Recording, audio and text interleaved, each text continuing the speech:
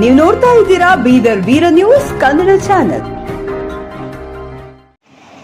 ಯತ್ನಾಳ್ ಒಬ್ಬ ಜೋಕರ್ ಅಷ್ಟೇ ಅಲ್ಲ, ಮಾನಸಿಕ ರೋಗಿ ಕೂಡ. ಈಶ್ವರ್ ಖಂಡ್ರೆ ಕಿಡಿ. ಬೀದರ್ ವಿಜಯಪುರ ನಗರ ಶಾಸಕ ಬಸನಗೌಡ ಪಾಟೀಲ್ ಯತ್ನಾಳ್ ಒಬ್ಬ ಜೋಕರ್ ಅಷ್ಟೇ ಅಲ್ಲ, ಮಾನಸಿಕ ರೋಗಿ ಕೂಡ. ಆದ್ದರಿಂದ ಆತನಿಗೆ ಹುಚ್ಚಾಸ್ಪತ್ರೆ ದಾಖಲಿಸಿ ಚಿಕಿತ್ಸೆ ನೀಡುವುದು ಒಳಿತು ಎಂದು ರಾಜ್ಯದ ಅರಣ್ಯ ಪರಿಸರ ಹಾಗೂ ಜೀವಿಶಾಸ್ತ್ರ ಹಾಗೂ ಜಿಲ್ಲಾ ಉಸ್ತುವಾರಿ ಸಚಿವ ಈಶ್ವರ್ ಖಂಡ್ರೆ ಹೇಳಿದ್ದರು.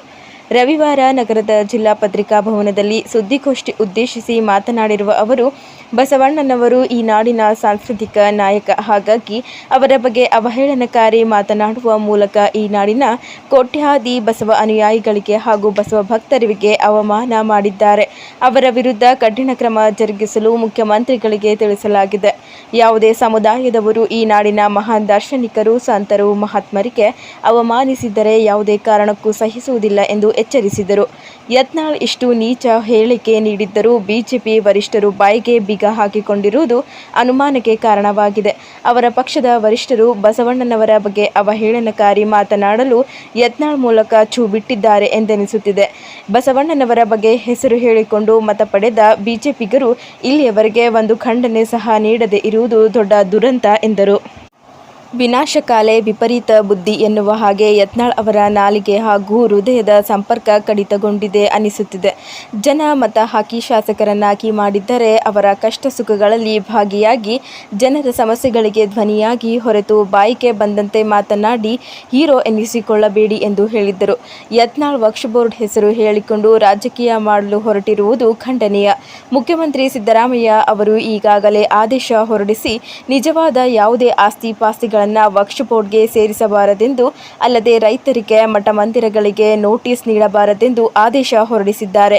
ನಾನು ಸಹ ಇಲ್ಲಿಯ ಜಿಲ್ಲಾಧಿಕಾರಿಗಳಿಗೆ ಆದೇಶ ನೀಡಿ ಬಸವಗಿರಿ ಬಸವ ಸೇವಾ ಪ್ರತಿಷ್ಠಾನ ಸೇರಿದಂತೆ ಯಾವುದೇ ಧಾರ್ಮಿಕ ಸ್ಥಳಗಳು ವಕ್ಫ್ ಆಸ್ತಿ ಎಂದು ನಮೂದಾಗಿದ್ದರೆ ಅದನ್ನು ಸರಿಪಡಿಸಲು ತಿಳಿಸಿದ್ದೇನೆ. ಬಿಜೆಪಿ ಸರ್ಕಾರದ ಕಾಲದಲ್ಲಿಯೇ ವಕ್ಫ್ ಆಸ್ತಿ ಬಗ್ಗೆ ರೈತರಿಗೆ ಹೆಚ್ಚು ನೋಟಿಸ್ ನೀಡಲಾಗಿದೆ. ಮೊದಲು ತಮ್ಮ ತಟ್ಟೆಯಲ್ಲಿ ಹೆಗಣ ಬಿದ್ದಿದ್ದನ್ನು ಕೇಸರಿ ಪಕ್ಷ ತೆಗೆದುಕೊಳ್ಳಲಿ ಎಂದು ಖಂಡ್ರೆ ಲೇವಡಿ ಮಾಡಿದ್ದರು. ಬ್ಯಾಲೆಟ್ ಪೇಪರ್ ಮೂಲಕ ಚುನಾವಣೆ ನಡೆಸಿ ಜಗತ್ತಿನ ಅಭಿವೃದ್ಧಿಪರ ರಾಷ್ಟ್ರಗಳಾದ ಅಮೆರಿಕ, ಕೆನಡಾ, ಫ್ರಾನ್ಸ್ನಂತಹ ರಾಷ್ಟ್ರಗಳಲ್ಲಿ ಬ್ಯಾಲೆಟ್ ಪೇಪರ್ ಮೂಲಕ ಮತದಾನ ನಡೆಯುತ್ತಿರುವಾಗ ನಮ್ಮ ದೇಶದಲ್ಲಿ ಚುನಾವಣಾ ಆಯೋಗ ಇವಿಎಂಗಳ ಮೂಲಕ ಚುನಾವಣೆ ನಡೆಸುತ್ತಿರುವುದಕ್ಕೆ ನಮ್ಮ ಪ್ರಬಲ ವಿರೋಧವಿದೆ. ಚುನಾವಣಾ ಆಯೋಗವು ಪಾರದರ್ಶಕವಾಗಿ ಚುನಾವಣೆ ನಡೆಸದೆ ತಾರತಮ್ಯ ನೀತಿ ಅನುಸರಿಸುತ್ತಿದೆ. ಇದು ಪ್ರಜಾಪ್ರಭುತ್ವಕ್ಕೆ ಮಾರಕ ಎಂದು ಅಭಿಪ್ರಾಯ ವ್ಯಕ್ತಪಡಿಸಿದರು. ರಾಜ್ಯದ ಪೌರಾಡಳಿತ ಸಚಿವ ರಹೀಂ ಖಾನ್, ಜಿಲ್ಲಾ ಕಾಂಗ್ರೆಸ್ ಅಧ್ಯಕ್ಷರು ಹಾಗೂ ಬುಡಾ ಅಧ್ಯಕ್ಷ ಬಸವರಾಜ ಜಪ್ಪಶೆಟ್ಟಿ, ಮಾಜಿ ವಿಧಾನ ಪರಿಷತ್ ಸದಸ್ಯ ಅರವಿಂದ್ ಕುಮಾರ್ ಅರಳಿ, ನಗರಸಭೆ ಅಧ್ಯಕ್ಷ ಮಹಮ್ಮದ್ ಗೌಸುದ್ದೀನ್, ಗ್ಯಾರಂಟಿ ಯೋಜನೆ ಅನುಷ್ಠಾನ ಸಮಿತಿ ಜಿಲ್ಲಾ ಅಧ್ಯಕ್ಷ ಅಮೃತರಾವ್ ಚಿಂಕೋಡೆ ಹಾಗೂ ಇತರರು ಪತ್ರಿಕಾಗೋಷ್ಠಿಯಲ್ಲಿದ್ದರು.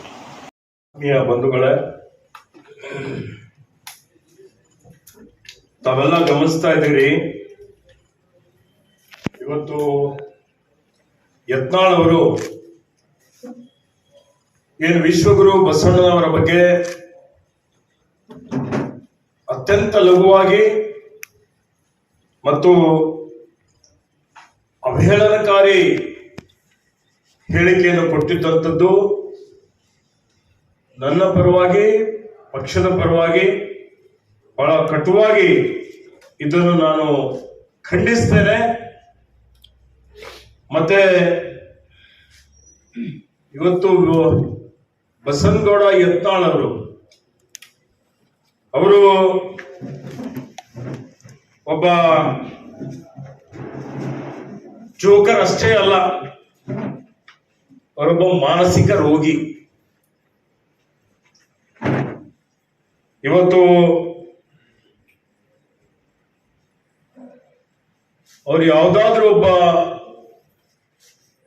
ಮಾನಸಿಕ ವೈದ್ಯರ ಹತ್ರ ಹೋಗಿ ಚಿಕಿತ್ಸೆ ಪಡೆಯುವುದು ಸೂಕ್ತ ಅಂತ ಹೇಳಿ ನಾನು ಹೇಳಿಕೆ ಬಯಸ್ತಾ ಇದ್ದೀನಿ. ಅವ್ರೇನು ಹೇಳಿಕೆ ಕೊಟ್ಟಿದ್ದಾರೆ, ಬಸವಣ್ಣನವರು ಹೊಲೆ ಹಾರಿ ಇವತ್ತು ಆತ್ಮಹತ್ಯೆ ಮಾಡಿಕೊಂಡಿದ್ದಾರೆ, ಹೇಳಿ ಅನ್ನುವಂತ ರೀತಿಯಲ್ಲಿ ಬಿಂಬಿಸುವಂತಹ ಒಂದು ಕೆಲಸವನ್ನು ಮಾಡಿದ್ದಾರೆ. ಇದು ಅತ್ಯಂತ ನೀಚವಾದಂಥದ್ದು. ಇತಿಹಾಸ ಅರಿಯದೆ ಇವತ್ತು ಸಂಘ ಪರಿವಾರದವರಿಗೆ, ಸಂಘಿಗಳಿಗೆ ಇವತ್ತು ಖುಷಿ ಪಡಿಸಲಿಕ್ಕೆ ಈ ರೀತಿಯ ಹೇಳಿಕೆ ಕೊಟ್ಟಿದ್ದಾರೆ. ಇದು ನಿಜವಾಗಿಯೂ ಅತ್ಯಂತ ಖಂಡನೀಯ ಅನ್ನುವಂತ ಒಂದು ಮಾತನ್ನು ಇಲ್ಲಿ ನಾನು ಹೇಳಿಕೆ ಬಯಸ್ತಾ ಇದ್ದೀನಿ. ವಿಶ್ವಗುರು ಬಸವಣ್ಣನವರನ್ನು ನಾವು ನಮ್ಮ ರಾಜ್ಯದ ಸಾಂಸ್ಕೃತಿಕ ನಾಯಕ ಅಂತ ಹೇಳಿ ಘೋಷಣೆ ಮಾಡಿದ್ದೇವೆ. ಸಮಾಜಕ್ಕಾಗಿ ಇವತ್ತೇನು 12ನೇ ಶತಮಾನದಲ್ಲಿ ಸಮಾಜ ಧಾರ್ಮಿಕ ಕ್ರಾಂತಿ ನಡೀತು.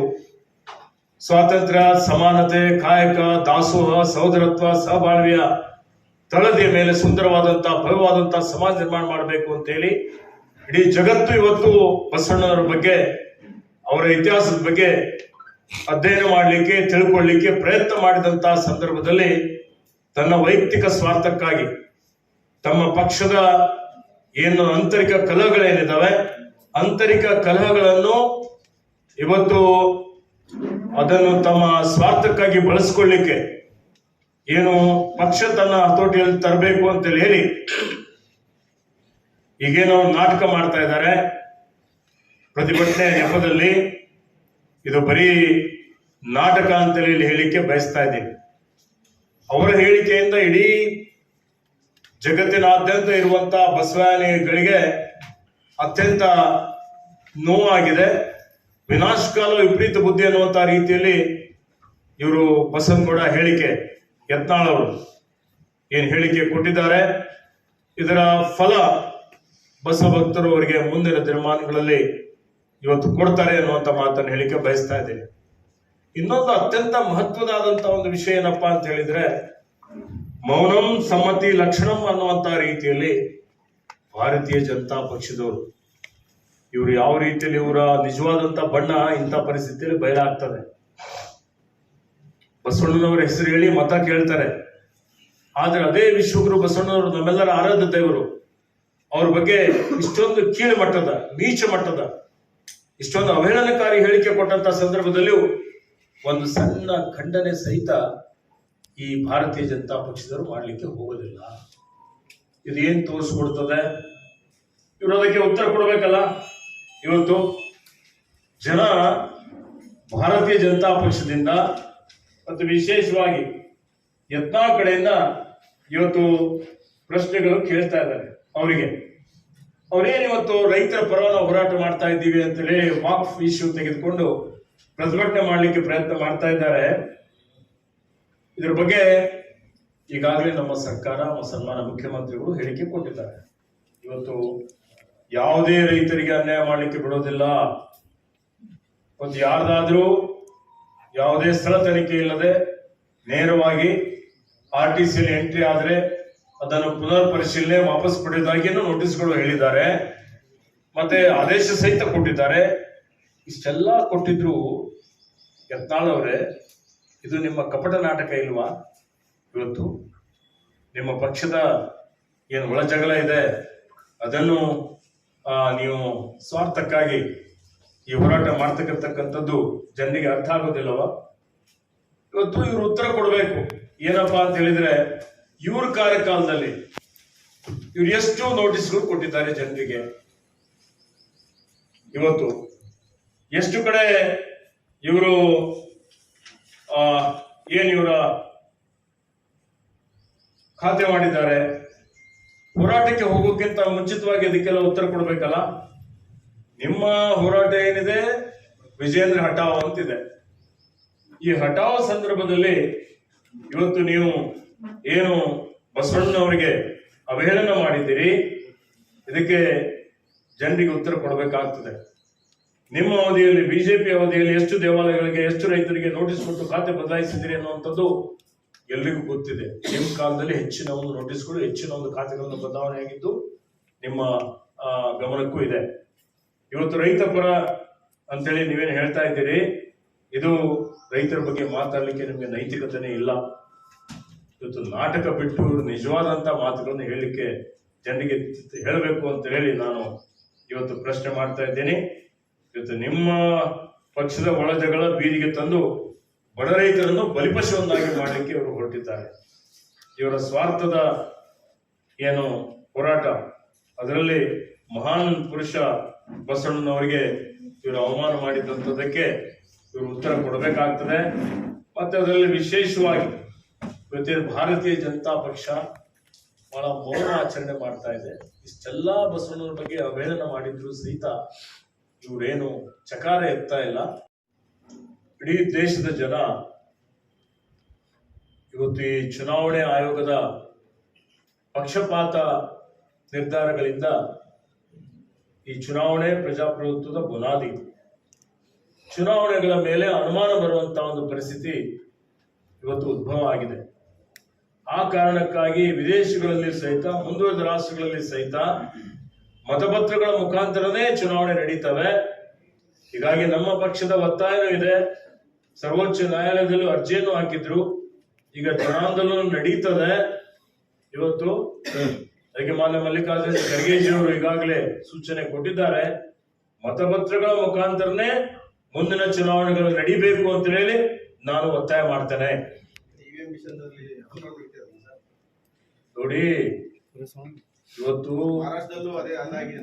ಕೆಲವೊಂದು ಕ್ಷೇತ್ರಗಳಲ್ಲಿ ರಾಜ್ಯಗಳಲ್ಲಿ ತಮ್ಮದೇ ಸರ್ಕಾರ ಬಂದಿದೆ, ಸಮ್ಮಿಶ್ರ ಸರ್ಕಾರ, ಅಲ್ಲಿ ನೋಡಿ, ಎಲ್ಲರಿಗೂ ಒಂದೇ ಕಾನೂನು ಇದೆ, ಕಾಯ್ದೆ ಇದೆ. ಅದಕ್ಕೆ ನಾವು ಹೇಳ್ತಾ ಇರೋದು ನಮ್ಮಲ್ಲಿ ನಿಮ್ಮಲ್ಲಿ ಅನ್ನುವಂತ ಪ್ರಶ್ನೆ ಇಲ್ಲ. ಇಡೀ ದೇಶದಲ್ಲಿ ಎಲ್ಲಾ ಚುನಾವಣೆಗಳು ಮತಪತ್ರಗಳ ಮುಖಾಂತರ ನಡೆಸಬೇಕು ಅಂತ ಹೇಳಿ ನಮ್ಮ ಒತ್ತಾಯ ಇದೆ. ಮಹಾರಾಷ್ಟ್ರದ ಆತರ ಆಗಿದೆ ಸರ್. ನೋಡಿ, ಆ ಮಹಾರಾಷ್ಟ್ರದ ಏನ್ ಕಾರ್ಯಕರ್ತರಿದ್ದಾರೆ ಅವರೇ ಮಾತನಾಡ್ತಾರೆ. ಇಲ್ಲಿ ಈ ಒಂದು ಬಡಾವಣೆಯಲ್ಲಿ, ಈ ಒಂದು ಬೂತ್ ನಲ್ಲಿ ಎಲ್ಲಾ ಕಾಂಗ್ರೆಸ್ನ ಮತಗಳಿದ್ದಾವೆ. ಅಲ್ಲಿ ಭಾರತೀಯ ಜನತಾ ಪಕ್ಷಕ್ಕೆ ಇವತ್ತು ಬಹುಮತ ಸಿಕ್ಕಿದೆ. ಅವ್ರಿಗೆ ಅನುಮಾನ ಬರ್ತಾ ಇದೆ. ಇವತ್ತು ಅದನ್ನು ತಡಿಬೇಕು ಅಂತ ಹೇಳಿದ್ರೆ ಪಾರದರ್ಶಕವಾಗಿ, ನಿಷ್ಪಕ್ಷಪಾತವಾಗಿ ಚುನಾವಣೆ ನಡೀಬೇಕು ಅಂದ್ರೆ ಮತಪತ್ರಗಳ ಮುಖಾಂತರ ಚುನಾವಣೆ ನಡೀಬೇಕು.